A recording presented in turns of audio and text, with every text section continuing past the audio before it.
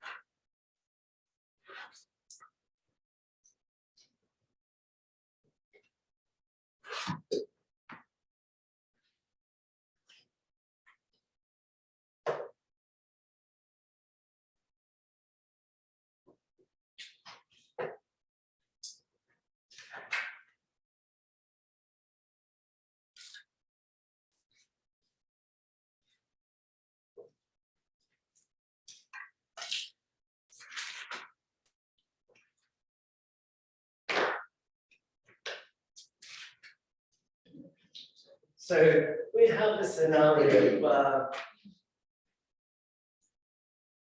some such a study, we ask people to rate 0 would mean cats are not friendly. 10, if they rate as 10, cats are friendly from their perception. And let's assume all conditions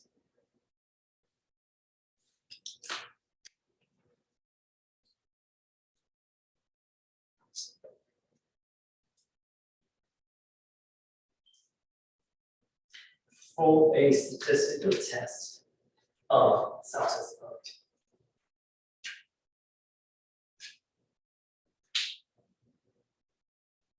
Going back to a couple of lectures ago, if we are going to perform a statistical test, conditions need to be met.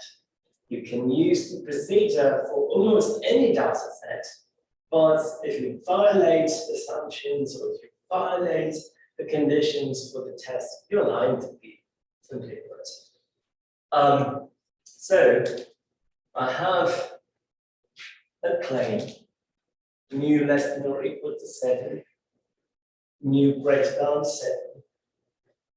And let's say if the average is greater than 7, that cats are friendly. That is my effect. Because I'm leaning toward 10. Do you agree? If I ask one person, you ask me, I'm going to say 10. Right? Even though my cats catch people all the time if they don't like the person. But if we're looking at a bunch of people, then we have to look at the average. Since 7 is closer to 10, I'm going to say if we reject a null, go to the alternative, then I can conclude that cats are friendly. That is the effect that I'm trying to see. The opposite of that would simply be the null. Cats are not friendly.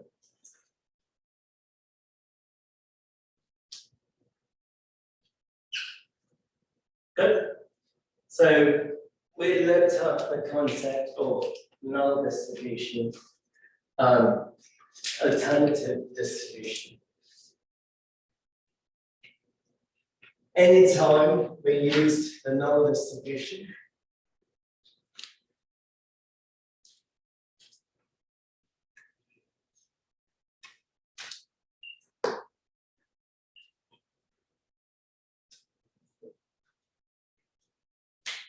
let's fill in.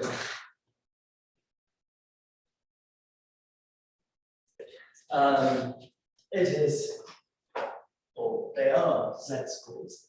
But if you look at data, your book calls it as raw scores, right?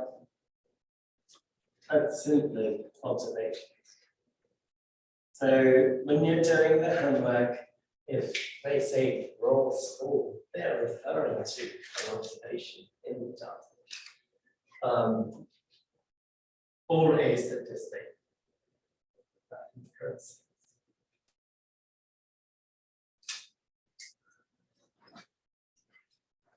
If you look at a single population, it's a single raw score. If you look at an average, that average is a raw score. That's what the book uses for terminology. Let's say if you remember stuff, what is another name for null distribution? Comparison. Another name? Sorry, okay, so now that we've established this, we can come up with an effect size definition.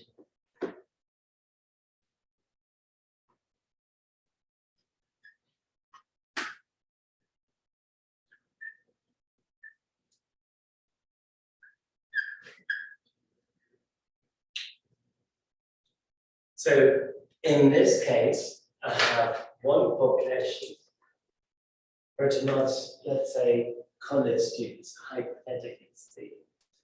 I have one population because I have a single population. Good. And I'm assuming mu1 to be 7.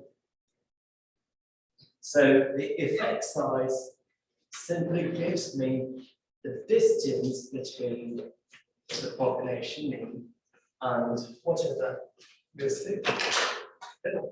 So in our example,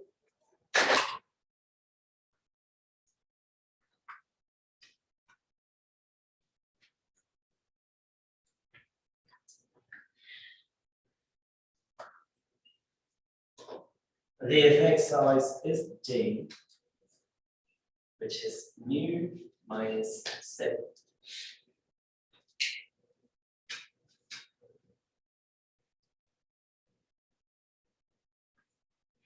Now, if I keep on going, or if I find evidence toward the alternative, in the sense, including or finding evidence to support the argument that chance are friendly, what would happen to the effect size? Will it get bigger or smaller? Right. Wait, you said If I'm going to find evidence towards the alternative, Okay, bigger, Jasmine, I have a question. go ahead. The effects are those like the lines and not one. Oh, they are lines. Means I'm glad you asked. We do know what this is, right? Absolutely. Absolute value. So we're going to ignore the signs. So if I'm going to find more evidence towards an alternative, that effect size has to go up.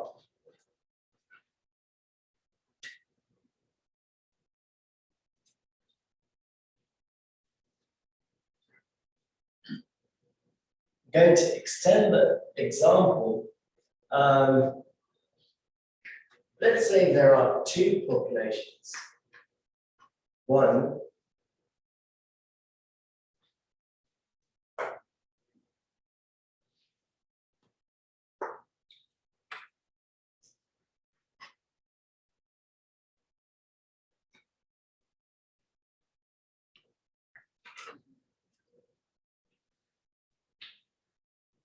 just to make this relevant, let's say here, I simply look at one population, all college students.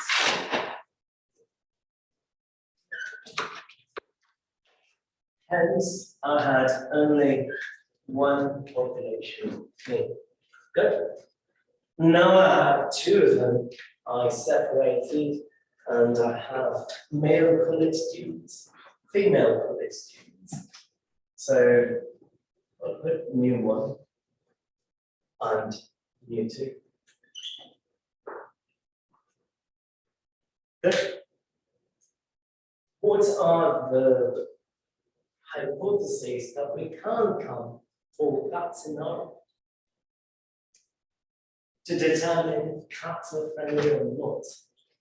What would it be if you are a researcher and you are interested in people's perception toward cats, whether they are friendly or not, particularly among colored students, but I have two different populations, females, males. What kind of hypotheses would you make?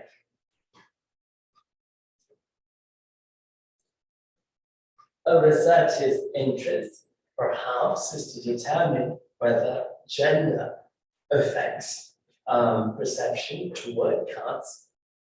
Mathematically, I can break it down into 3 cases. What are the 3 cases? If you want to assess that gender plays a role, Elizabeth. So male college students find cats more friendly than female college students, and then vice versa, or they find them equally the same. I could either ask the question, male college students find cats to be more friendly than female college students, case 1. Case 2, male college students find cats to be less friendly than female college students. The third is more general.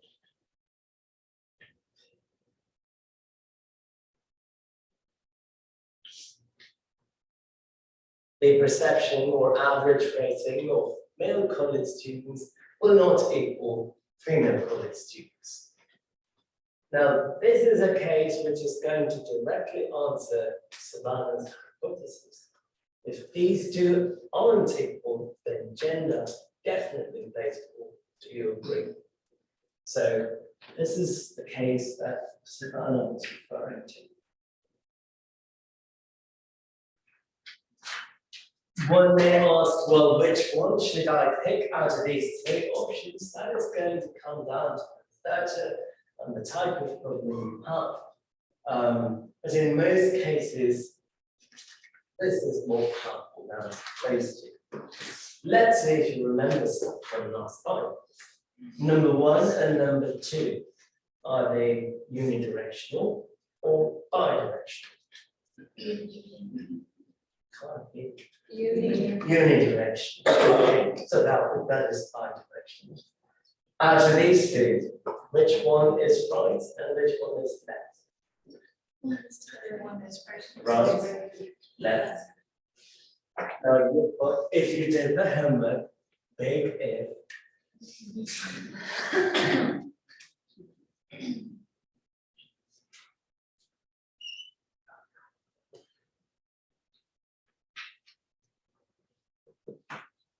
Your book uses a different word to refer to right and left.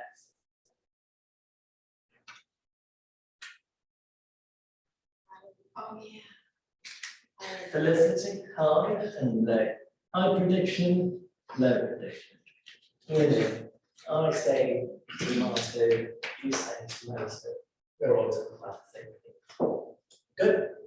So, 3 cases. And we want to know the effect size for each of those. First question, do you think that the formula for effect size will change depending on the case? To answer the question that males find cats to be more friendly than females. Males find cats to be less friendly than females. There is a difference between the 2.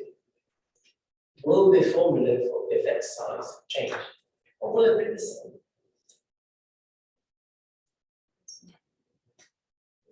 It'll be the same. So the effect size in this case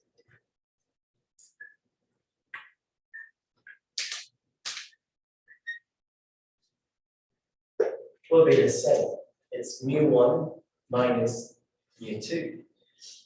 A good way to think about effect size is the strength or difference that you have between two equations.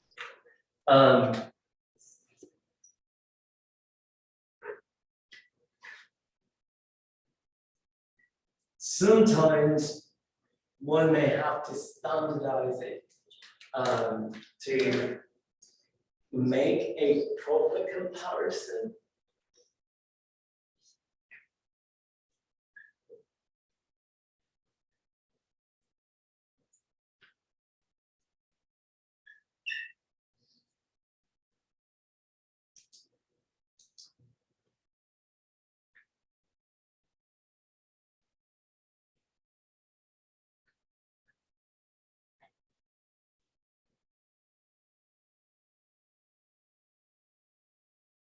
You take the difference and you divide it by sigma. What is sigma? It is the standard deviation. Now, why should we standardize it? Well, the male population might have had too much variability compared to the female population. If that is the case, direct comparison without accounting for that variability might cause issues, hence we normalize. Normalizing simply means you're dividing. It's also called standardizing one mistake. Let's see if you remember something from 2023. When you did descriptive statistics,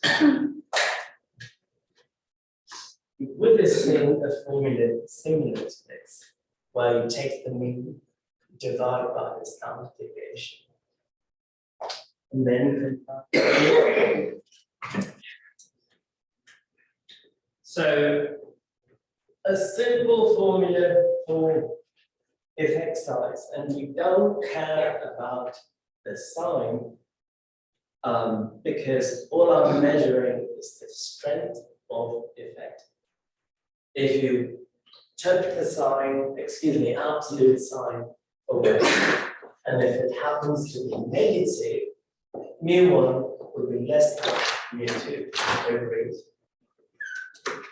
If the effect turned out to be positive, mu1 is greater than mu2. Last case is just a bit different than 0. If it becomes 0, then it's negative.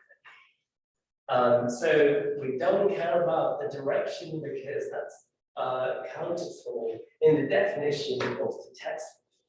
All we assess here is the strength, how strong of an effect do we have. So that is the formula for a two population effect size. One of the commonly used effect sizes. Can I erase this?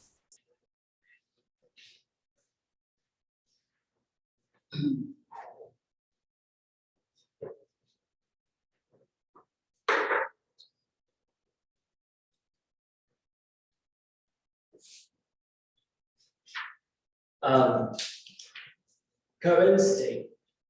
What does it give you? This guy came up with values, gives you conventional levels.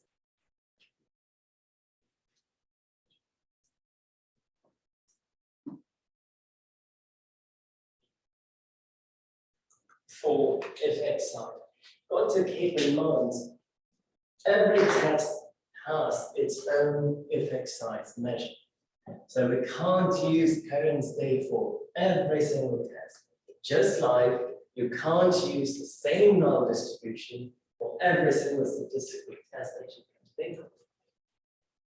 And just like how we choose alpha, 0.05, 0.01, 0.1, we can choose levels for effect size. And Cohen came up with this for one case, and it can be used for two tests actually. So the size of the effect and the value of t.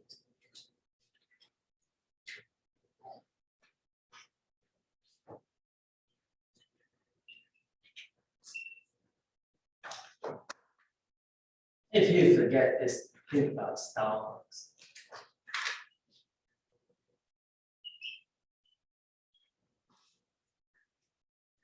So he concluded in his article that for a couple of tests, if the effect size is 0.2, then you're looking at a small effect. If it is 0.5, you're looking at medium effect. 0.8, you're looking at a large effect. Anything past that, you definitely have an effect. Good.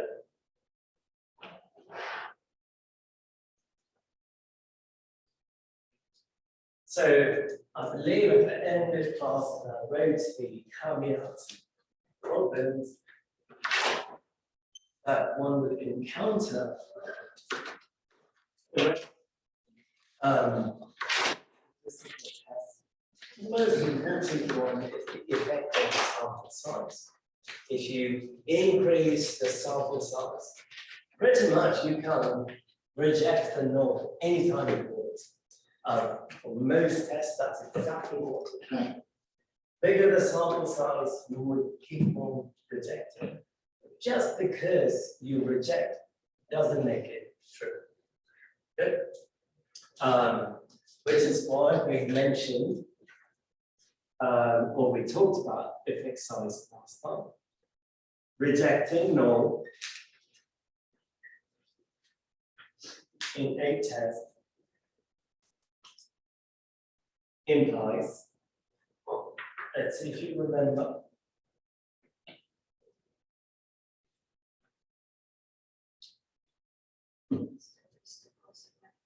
Very good, statistical significance.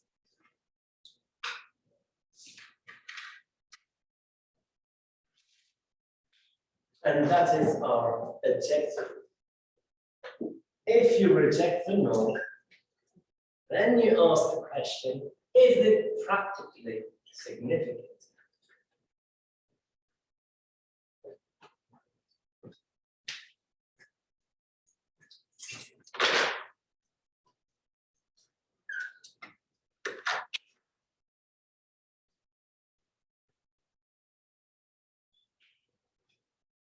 So, how do we assess for practical significance? We simply use effect size.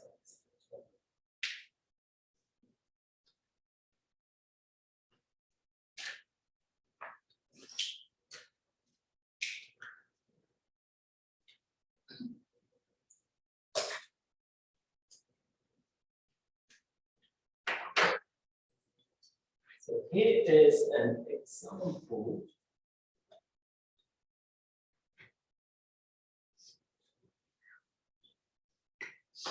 Well, we will find the effect size, but there are a bunch of other parts, and I'll do a couple and you can try a couple. Number 6. So there are a bunch of versions, and they have a population mean. They have standard deviation that's given to us. The predicted mean is simply what you get from the sample mean, predicted value. N is the sample size, significance level, and whether the test is one-tailed test or a two-tailed test. Good? Okay. And the objective here is to find the effect size for each of them. We want to sketch the distributions and show the area for alpha, beta, and tau. Again, we have to assume populations have a normal distribution. Important. I believe when you do the homework, they're going to ask for the steps. A primary or an important step is to assume about make assumptions about the population and make sure that they are valid assumptions. And here we want it to be a normal distribution. We haven't done power yet, so we'll put a hold on that. We're just going to do effect size first.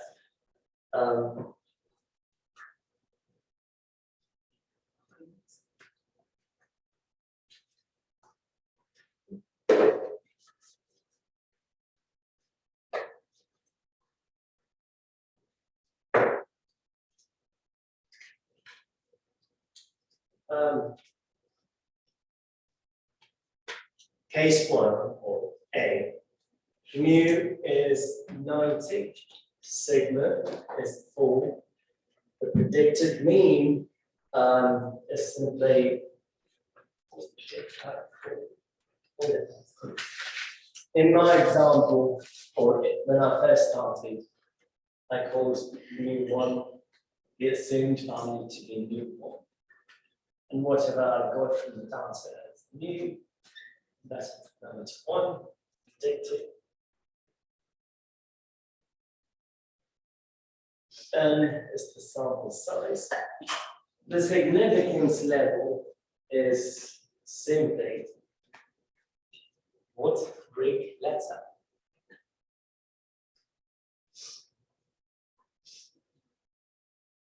Level of significance.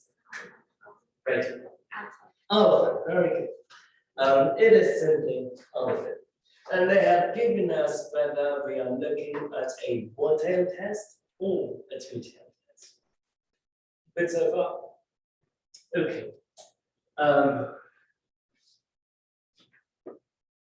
All you have to do, so use the formula. What is the formula for effect size? We simply do the claimed value, or mu the observed, minus mu1 assumed.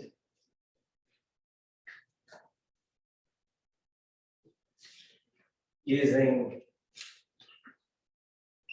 the variables that's there, predicted and claimed, same as population mean up there, one and the same. I call it claims because that's what's going to be in the hypothesis.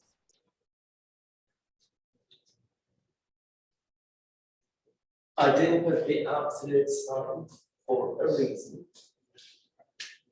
In this case, do we want the effects to be positive or negative?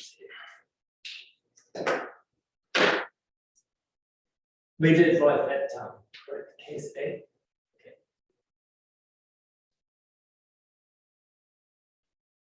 So it is a one-sided test, and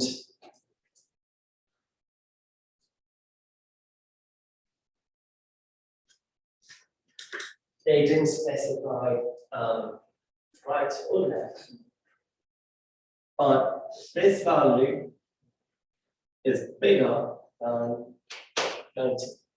So the farther it gets, the greater are the chances that you are going to find evidence toward the alternative. Good. So 91 minus 90. You have an effect size of 1. Positive. So if you are doing a right tail test, you have a positive effect with the strength of 1. Good.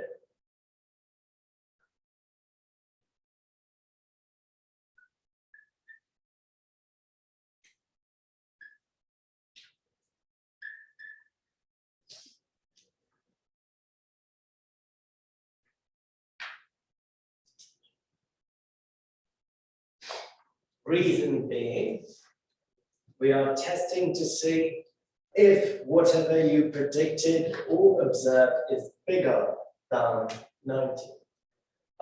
Hence, I wrote assuming it is a right tail test, and we have the strength 1. They've given us sigma, so what is the standardized effect size? Rachel, 0.25. how did we get that? We divided it by 4. I simply divided by 4. Why so? Because that's what sigma is. That's what sigma is. So that is the standardized effect size. Oftentimes, people don't go for standardized effect sizes unless you are comparing two populations, just like the coefficients of variation. If you go back and look in your textbook, they will clearly state that this is used when you compare two populations. So I just did it here so that you get a feel for it, but we won't do standardization unless we are comparing two populations. Good. Okay, so we have an effect of 1, and if we are going to go with Cohen's D that we just discussed earlier, do you think that there is a large effect? Yes. Yes, bigger than 40. Mind you, I'm going to conclude that it is practically significant only after determining if it is statistically significant. If you determine that there is no statistical significance, I won't do this step. Leave it, another part of the question. The alpha, beta, and power part, we will do those after I explain what power is. But I can sketch the distributions that are involved. The big problems.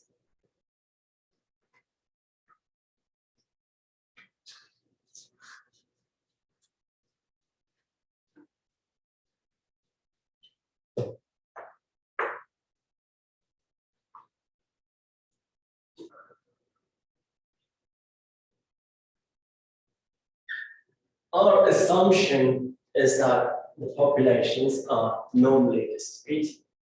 And when we first started, we talked about null distribution, and the null distribution in this case will be a norm. Couple of classes ago, our null distribution will always have a mean of what value? 0. A standard deviation of 1.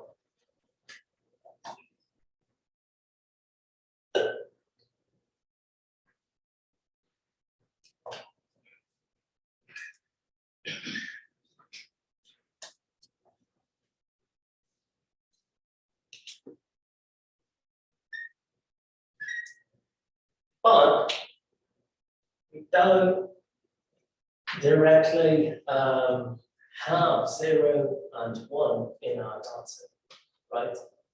Rather, we have a mean of 90 for the null case, 91 for the alternative case, or the predicted case. So I wrote a formula on how to go from something that's not 0 and 1 to a z-score. Do we remember that formula? By all means, I'm asking formula for a z-score.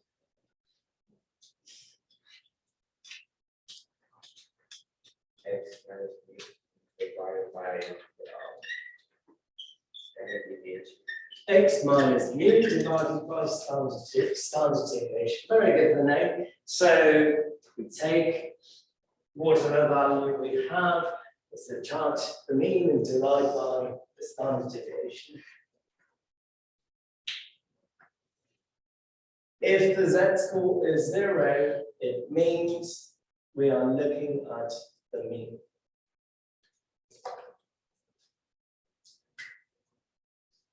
Did we go and look at the empirical rule? No.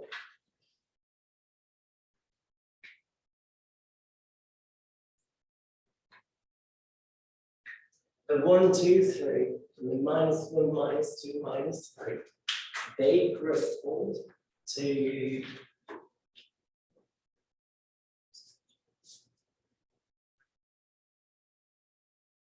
do we have to play for a game?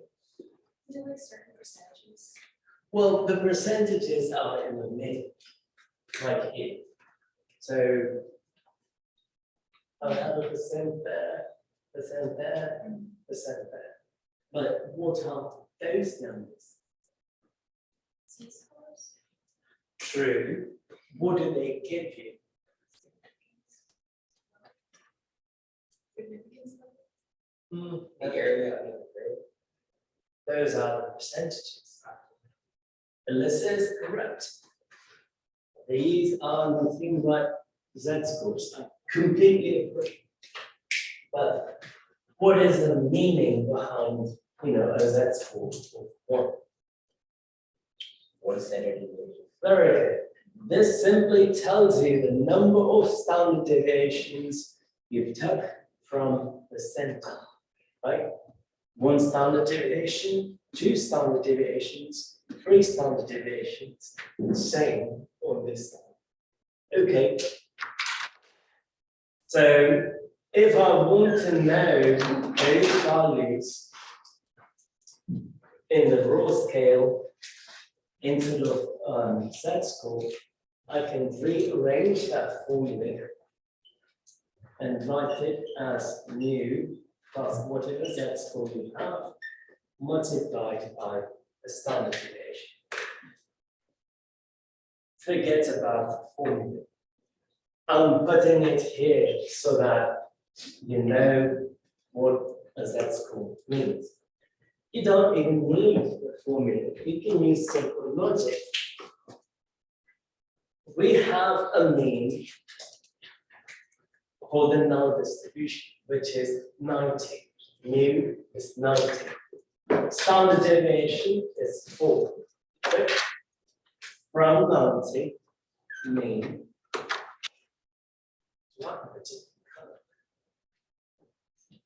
Yes. Hopefully.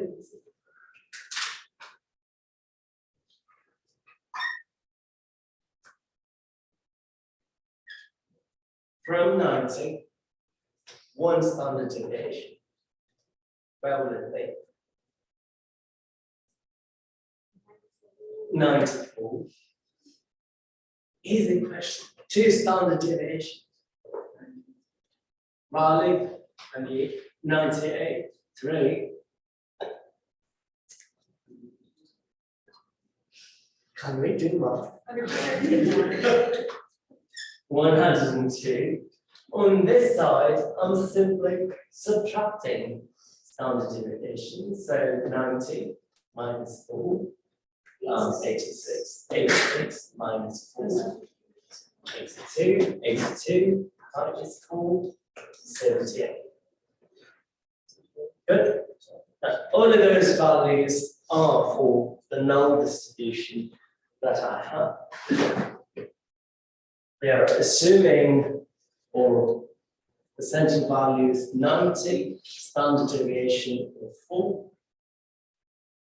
The predicted mean is at 91. Yes. They are using the same standard deviation of 4. So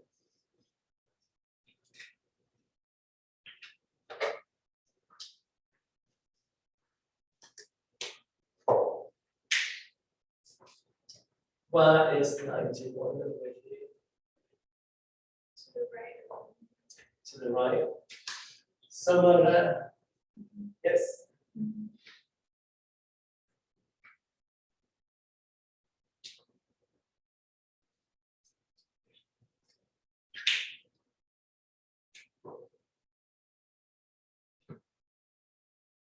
It's difficult to draw, but I'm using the same curve so that I can show the effect size and the overlap between the distributions like we did last time.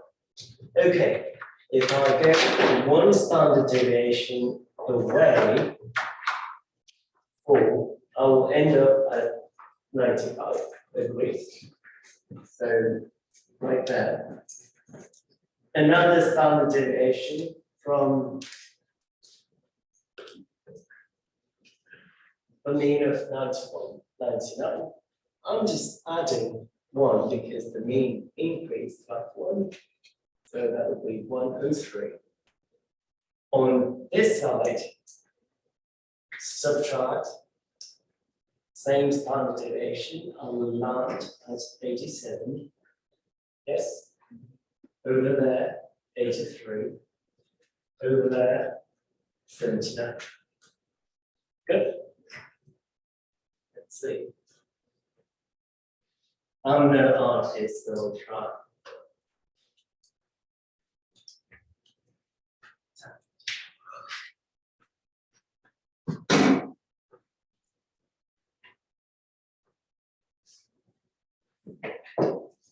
When it shifts, it has to cross because it is shifting. Do you see the effect size? Where is it? Is that how it's moved at like 1 minute, right? Right here, that gap or distance.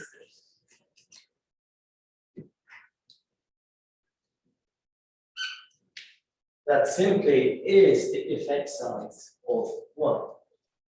Now,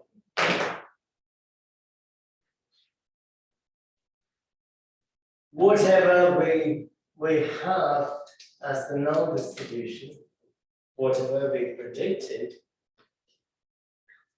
it's right here. Is there a good amount of overlap? Yes or no? Yes. Would you reject the null? In other words, would you reject that the mean is 90? So predicted is 91. Mean is 90. So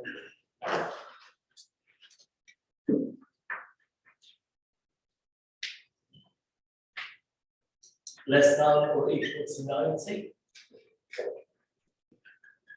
Greater than 90.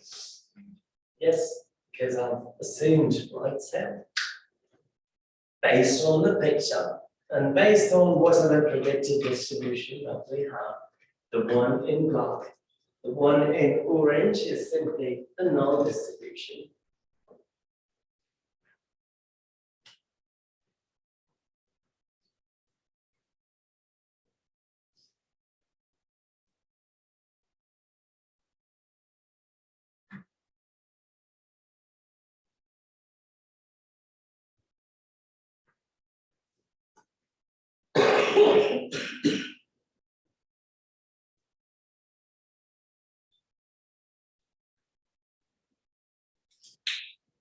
Good. My question to you is, can I conclude that I have enough evidence to say that the average of the population or the population figure? No. Elizabeth says no. Why? There's so much overlap. There is so much overlap between the two. You may say, well, when you first started, you asked about Cohen's d, and you said it's 1, and we concluded it's a large effect. True, but that's practical significance. We only do that step if we determine statistical significance. By looking at this curve or these two curves, I can conclude there is no statistical significance in finding evidence toward the alternative. We don't have a significant effect. Why? Good amount of overlap. Yes. So you do the statistical test first, then you do the practical Yes. test. And then since this kind of failed the practical test, then it would, I'm sorry. This kind of failed the statistical test. Okay. Well, isn't practical part is the overlap part, isn't it? No, statistical is the overlap part. So I look at this, the one in black.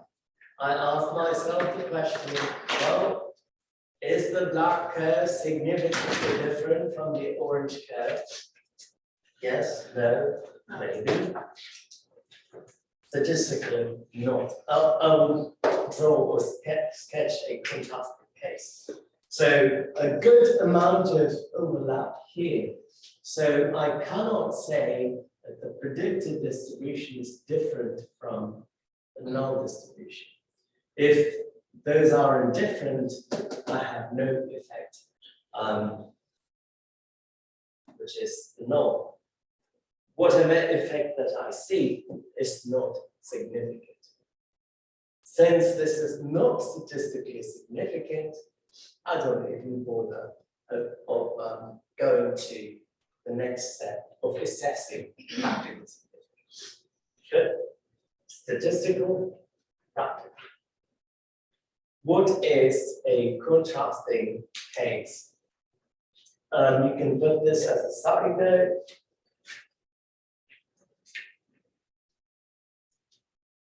Just for reference, so you understand.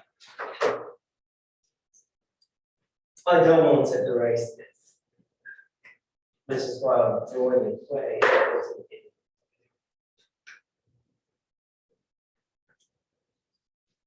So that's our orange curve. That's the null at 90. We don't want those numbers to see or understand the concept here. The other is the black one, the alternative.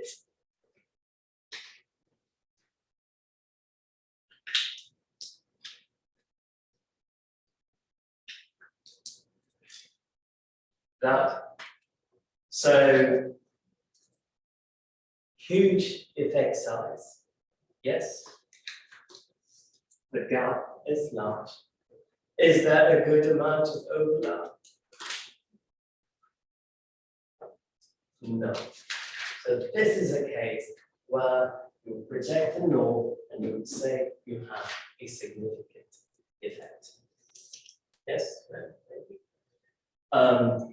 So here you don't have a significant effect.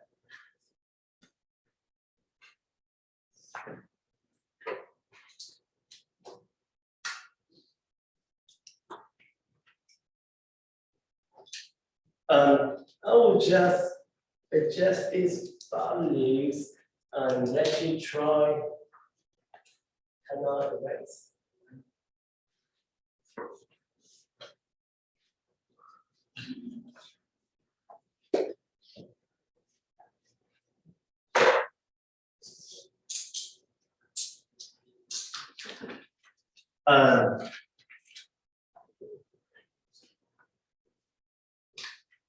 Finding just the effect size for today, mu sigma, the predicted value is 92. The rest are the same. You may ask, well, why do we have the other values? The other values are given to us so that we can compute alpha, beta, etc. The sample size is 100, and we are doing a one-sided test. If you have to sketch the distribution or write the test, would it be a right tail test or a left tail test? Right. No comparison. I'm trying to move in this direction because the predicted value is high.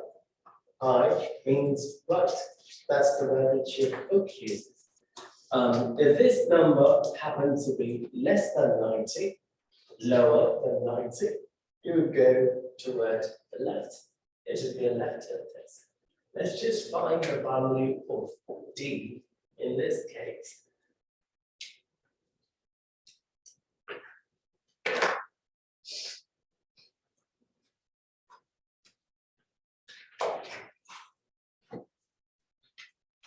Well, that part was easy.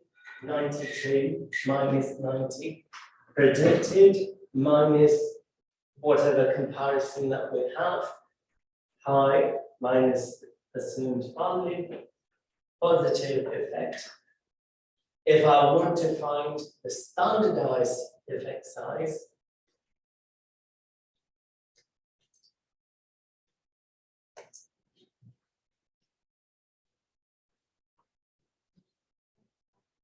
How did we get that? Divide by standard deviation, so 92 minus 90 over 4, 2 over 4.5. I'm doing this so that you understand what we look like. Again, we don't have two populations. Hypothetically, I get a value of 2, and in the previous case, I had a value of 1. Hypothetically, let's say there is statistical significance. So would these numbers matter to you? Yes. Hypothetically, let's say you didn't have statistical significance. Does this matter? No. One more question. The curve for the predicted distribution or the alternative, is it going to shift to the right or the left? Shift to the right. Shift to the right. Compared to the previous problem, is it going to have more overlap or less overlap with the comparison distribution? Less. Why is that? Because it's gonna shift more to the right. It is going to keep on shifting to the right, so the overlap is going to decrease. Good. Now, I want you to sketch this at home, just give it a try. And I'll do power next time.